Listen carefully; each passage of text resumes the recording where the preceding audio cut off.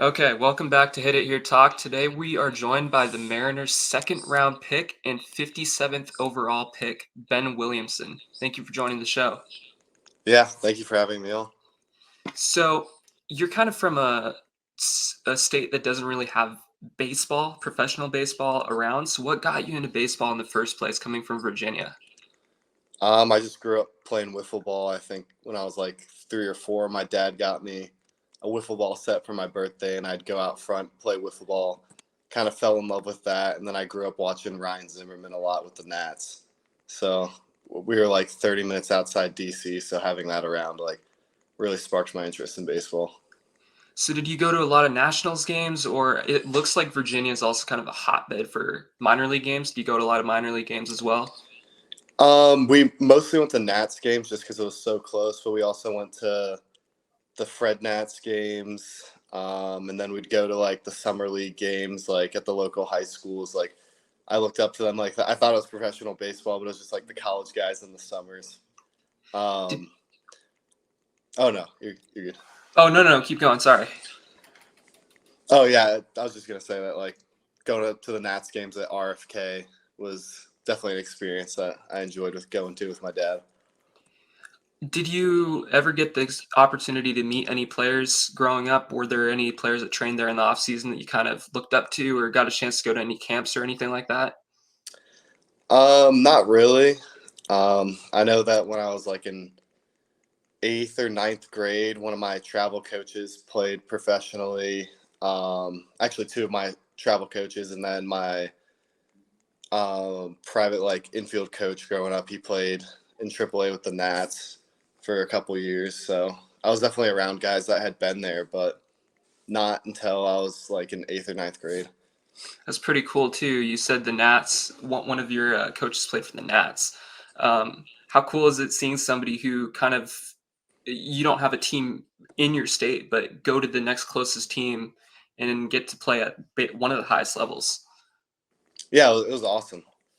Definitely like a really good resource, like a good guy to guide me and kind of develop me mentally and physically. What's your favorite memory growing up and going to Nats games? Oof. Um, Probably Strasburg's debut against the Pirates, where he absolutely shoved. I think he gave up like one run off of a homer, and that was it. He was lights out.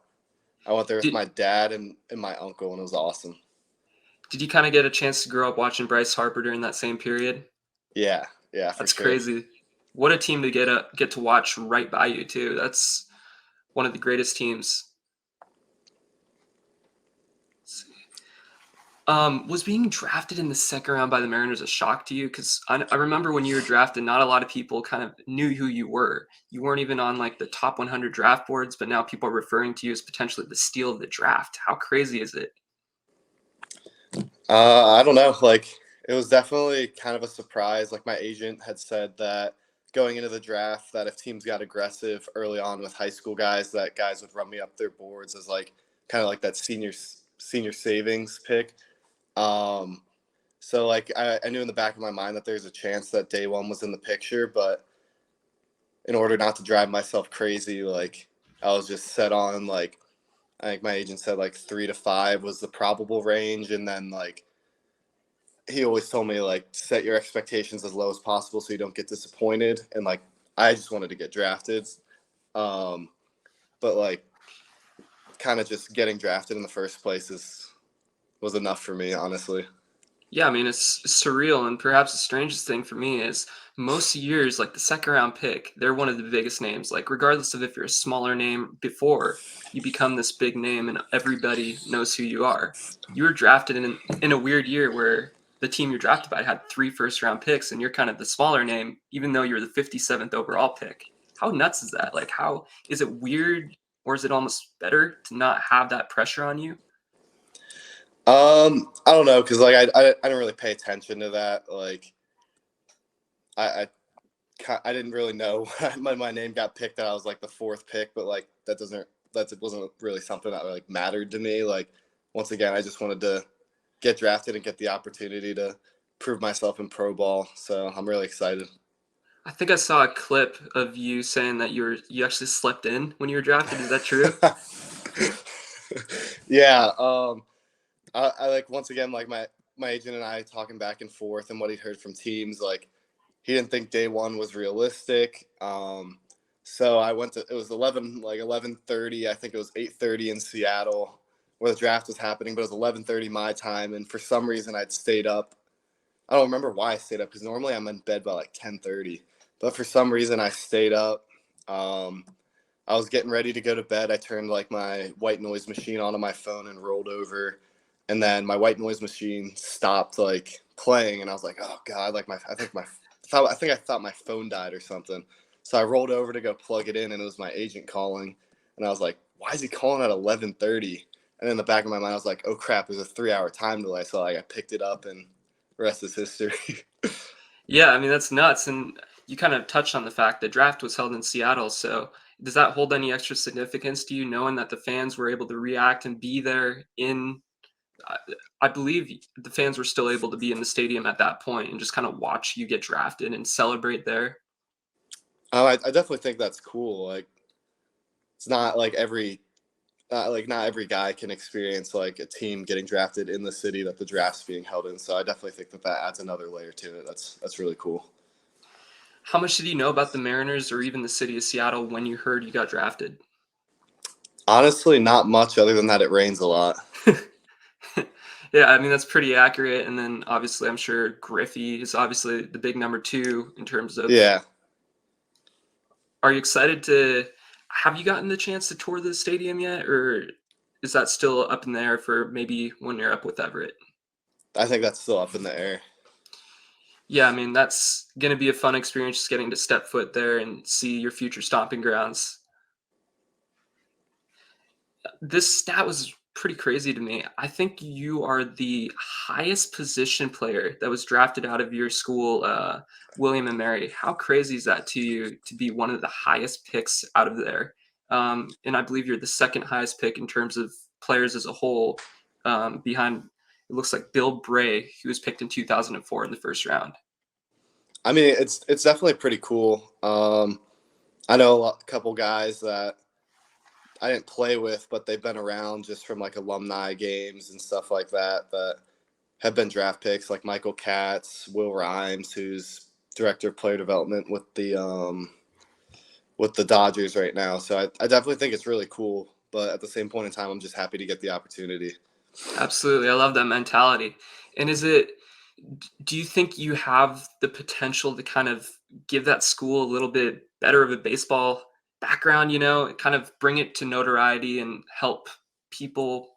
I don't really know where I'm going with this, but just kind of make the name bigger than what it is. Because when you hear William and Mary, not a lot of people know what it is. And I guess another follow up question is, are they known for any other sports? Our football team has had a couple good years, the last couple years in FCS. So like, I think they made it to the final four of the national. I don't want to say anything wrong, but I'm pretty sure I don't really follow it, but I know that they made it really, really far last year in the FCS tournament. This year, I didn't really follow them as closely, but I think our football program's definitely on the rise. They've been pretty good. Our field hockey team won the conference this year, but other than that, like, not too sure because, like, I mean, I was a part of it. I don't really like hear about it or hear much about it other than like experiencing going to the school. Yeah, it's always interesting whenever you see these like smaller schools doing some research on them and seeing who's come through there, how many players have been through there, and what they're kind of known for. And that's just I've never heard of that school before. And it's cool just doing the research and seeing who's been drafted. Like first round pick out of there in 2004 is pretty cool for a school. How was the transition for you from college ball to affiliated ball? It's a lot more free time. I don't have like a bunch of other stuff to worry about, like exams, schoolwork. Um, so definitely like on that front, it's nice because I'm able to maybe instead of sacrificing something on the field, like now I can get my full routine in and not have to worry about like stuff going on outside the field as much from like a school perspective. But I don't know, it's a lot of fun.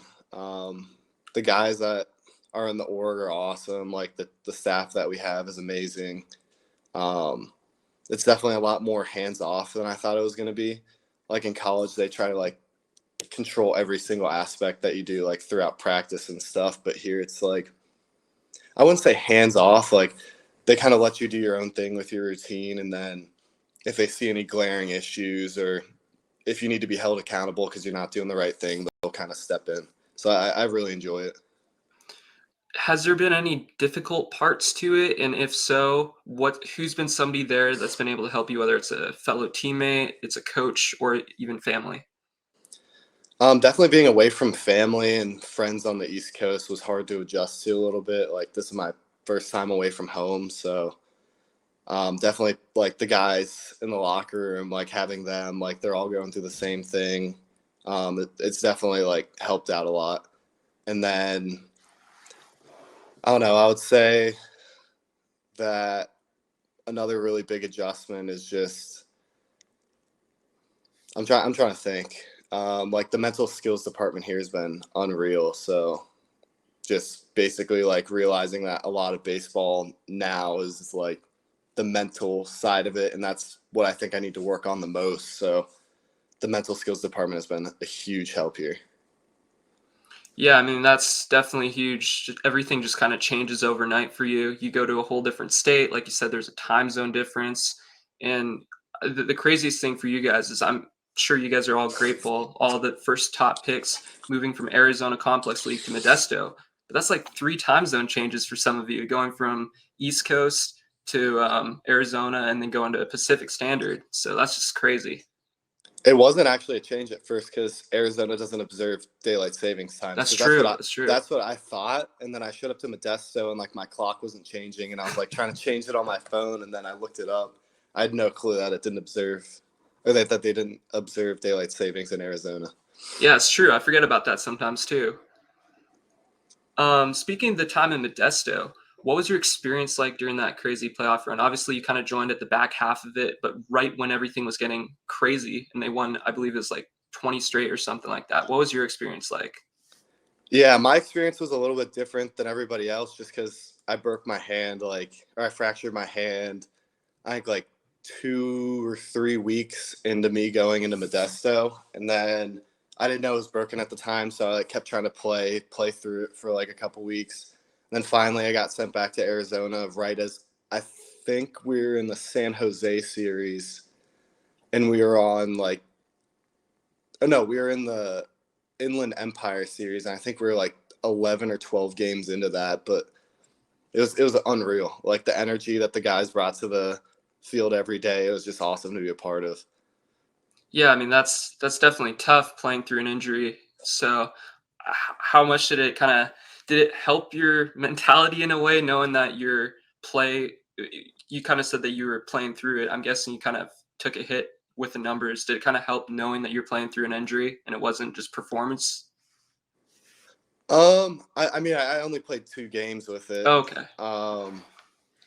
But I mean, I didn't really think about it too much from that perspective. More so, like, kind of making me realize that I need to take, like, obviously I couldn't avoid like getting hit in the hand and having it fracture, but like being at the complex for like the last 5 months, like up until December, like I started getting on more of like a mobility grind and a mobility routine and really taking like injury prevention, like the stuff that I can control. Like I can't control that. Like I know they like a lot of people talk about like control the controllables and it's kind of cliche, but I'm really taking that to heart and just worrying about like injury prevention on stuff I can control, like my mobility and how functional my body can be.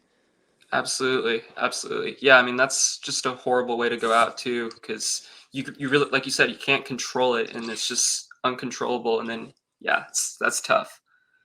Um, we kind of touched on this shortly about how crazy it was for you to go from Arizona to Modesto. But how about that 3 month period as a whole, going from being drafted, promoted, and then winning a ring, or just being a part of that atmosphere? How did you stay grounded and not get too carried away in that process? And what was the most exciting part about it? Yeah, I think kind of like you said, like it's a process.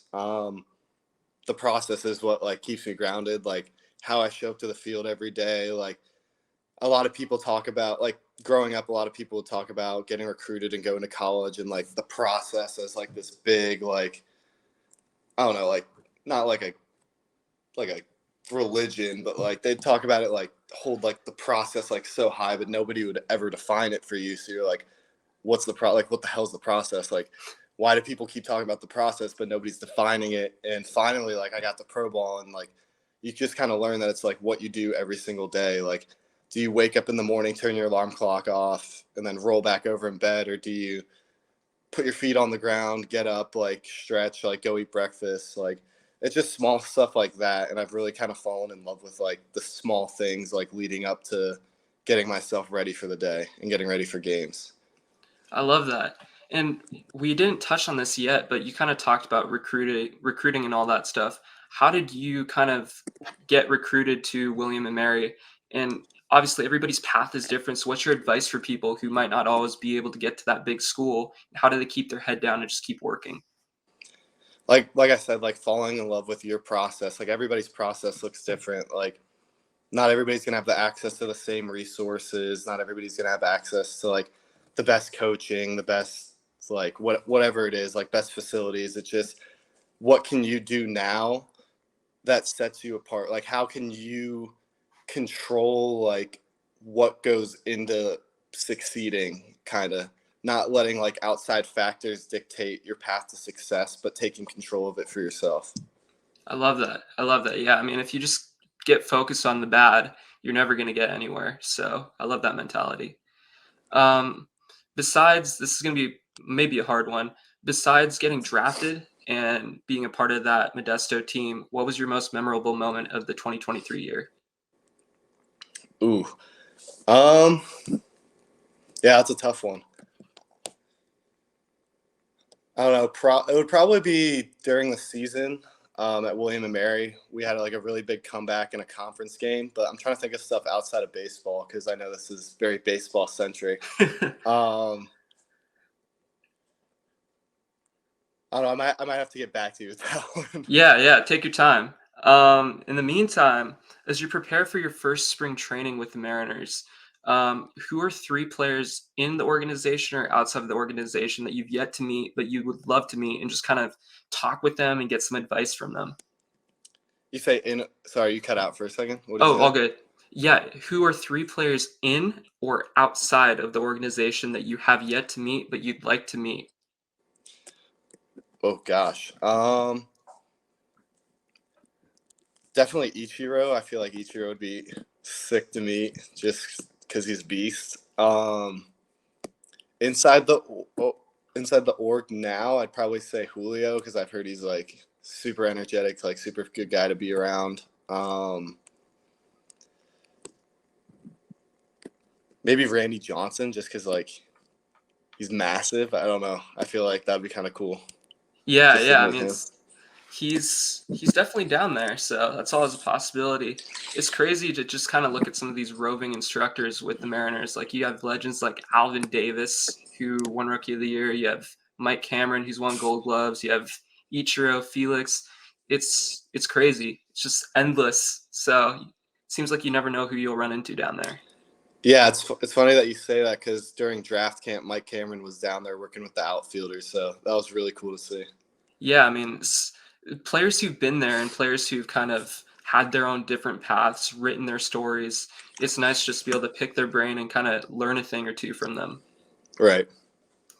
Um, what's a pitcher you'd like to face one day in the show, or where's a ballpark you'd like to play in one day, other than T-Mobile Park? Okay. Probably Emmanuel Clase, just because he looks disgusting. 100-mile-an-hour cutters don't look fun to face, but I feel like it would be fun just because it's not supposed to be fun to face. In terms of ballparks, definitely other than T-Mobile, probably Fenway, just because of the history.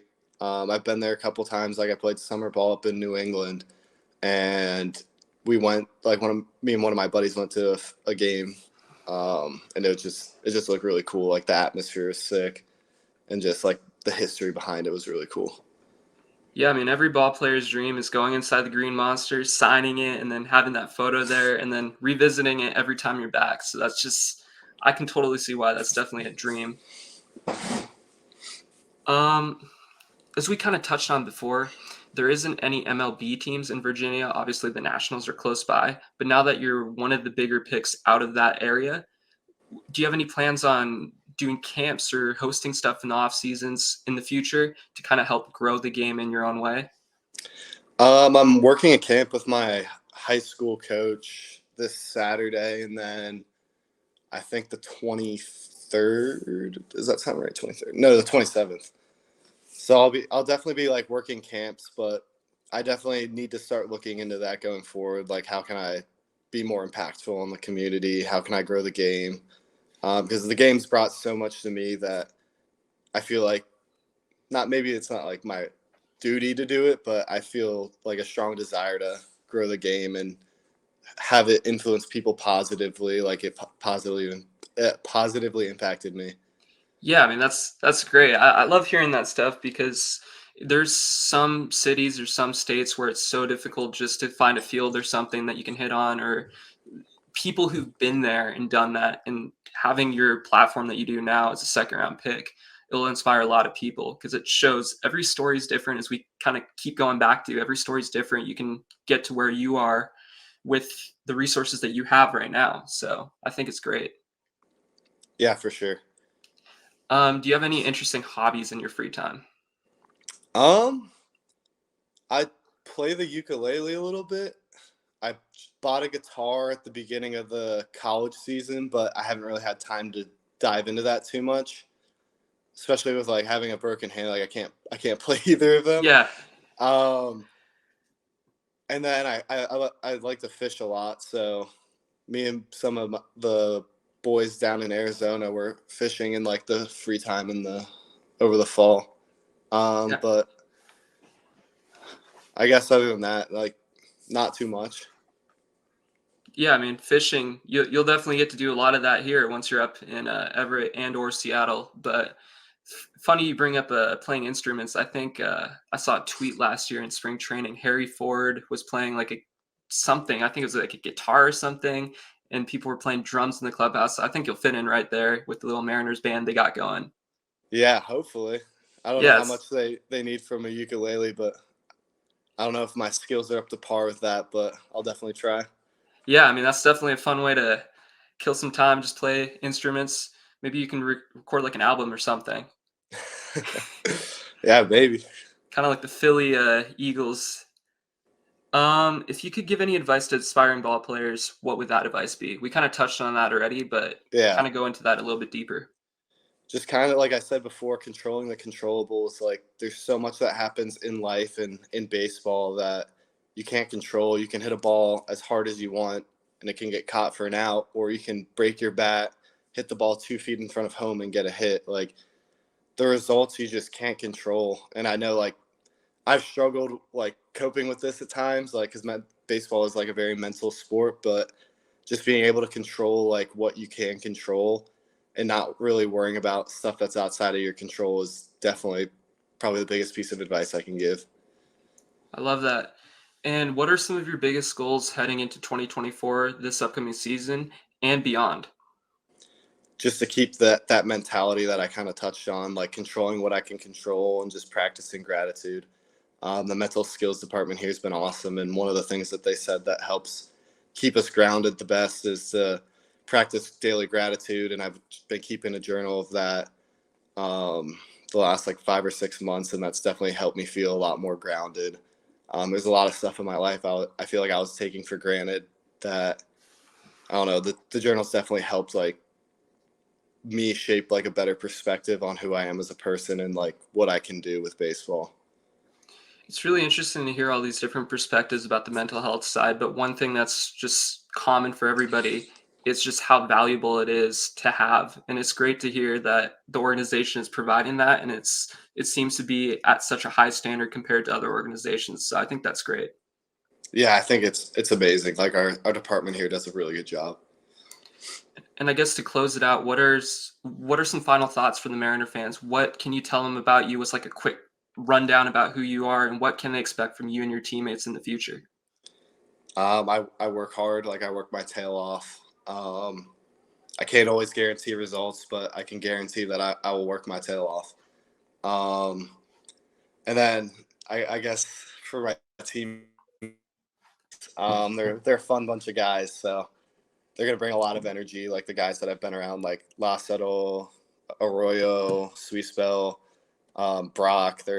I mean, I'm just naming like a couple, like right off the top of my head. Like all the guys are great dudes, but those guys definitely bring some energy into the locker room. So they're definitely a fun bunch of guys to be around. It's crazy how much youth there is, and it's like the one name we're gonna kind of touch on this really quick. What's one fun story about Lazaro? Because I keep hearing his name pop up, and everybody has such high like they keep talking about how much joy he brings to the team. What's the biggest thing about him that makes him so great and such a personality? He's just super down to earth. Like he's super extroverted too. So like he'll be the first, like showing up to. Sorry, my phone just fell. Okay. The first day I showed up, like he was one of the only guys to come up to me, like say hi, like come over to me, like, well, what's up, Poppy? Like, how we doing? And like, I don't know, he's just very open. He's very down to earth. He's super high energy, like one of the nicest guys to be around. In terms of good stories, like he's really, really good at ping pong. Like really, really good at ping pong. It doesn't make any sense. He's just nasty. Well, I've heard that there's a ping pong table in the Arizona complex, so I'm sure that'll be a lot of Yeah, fun for you guys this spring. yeah, for sure. I'm gonna try to work towards beating him, but I don't know how much success I'll have with that. Well, I mean, it's just great seeing all these young guys being clumped into one group and more than likely being promoted as a whole as that same group, keeping that I keep repeating group, but keeping that group together coming up through the minor leagues. So I think that's great. And I'm excited to see how you do this upcoming year. Thank you for joining us. Yeah, of course. Perfect. Thank you. Sorry, my audio just. Oh, there we go. The audio just cut out. What did you say? Oh, I said thank you for joining us. Oh, okay, sorry. Like my AirPods just went out for a second.